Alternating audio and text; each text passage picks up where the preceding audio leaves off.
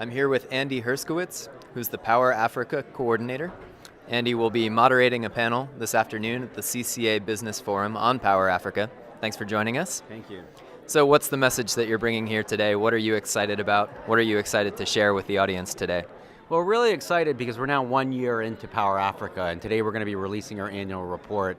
And what we've learned over the last year is that the model that we were following of really taking this transaction-based approach really can have an impact, and having people who are on the ground to push the transactions can have an impact. And what we've seen in the first year is that we've already achieved about over 25% of our goal in terms of helping certain transactions reach financial close, and we're going to keep moving forward and try to tweak the model a little bit more over the coming year to also increase access as well.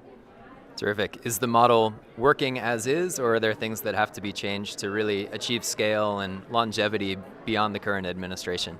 Well, so it's working as is, but we also think that there's more that we can do to sort of expedite the access goals and also the generation goals. So what we've learned is, and what we suspected, was having transaction advisors in each of these focus countries to actually look at deals and be living and breathing these deals and figuring out what the obstacles are and identifying ways for us to look at the whole US government toolbox and other donor toolbox to overcome those obstacles is helping bring these deals to financial close.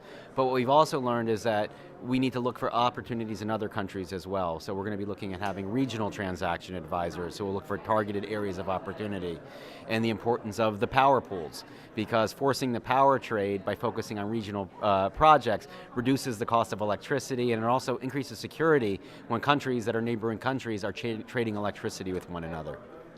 Great, so 1 year in, you've got 12 months to look back on. Has anything surprised you in terms of what the biggest challenges have been, or some of those obstacles that you've mentioned? Are there things that have come up that you weren't expecting? Well, I wouldn't say it was surprises, but what we've done is we've really looked at refocusing. So for example, the US government, we launched a sub-initiative under Power Africa called Beyond the Grid. And because we realized there are people in rural areas who aren't even part of certain governments' plans to be part of the grid over the next decade. So in order to increase access, we need to take a more robust approach by bringing in impact investors and having them play a role in using models that are working in countries like Kenya to expand access so that people have a transition so eventually they will be put on the grid.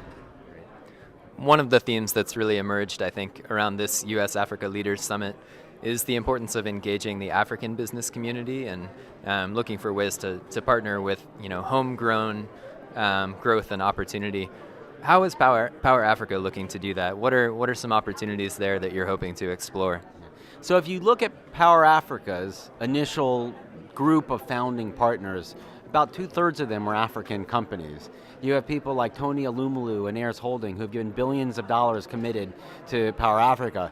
But the other interesting part of it is that what we've seen is that a lot of these African companies now want to partner with US companies. So it's creating opportunities for US companies and creating jobs in the US, in part because it gives them access to tools that the US offers, but it brings them sort of into the group, and a lot of these countries, they want the investment from the United States. So we're seeing increased partnerships, which is one of the best results that we could have expected to see. And Andy, how important is this summit for Power Africa? Do you view this as sort of a critical stage in the lifespan of this initiative? Yeah, this is a fantastic time. I know President Obama is very excited about Power Africa. This was sort of his vision, a way to figure out how the US government may have a very positive development impact for a long term in Africa. And he had this vision of looking at energy as one of the key constraints to growth. And my understanding is that he's very excited about what we've done to date, and having all these countries together where the focus countries are talking to the countries that were not necessarily focus countries, and there continues to be more and more building excitement about Power Africa. As a result, we're looking at having many more partnerships as well. So we're viewing Power Africa as being more than just about the United States and our African partners, but bringing other partners in as well. Great. Well, we look forward to hearing a lot more about those announcements this week, and we're really excited to talk with you today. So thank you. Great, thank you very much.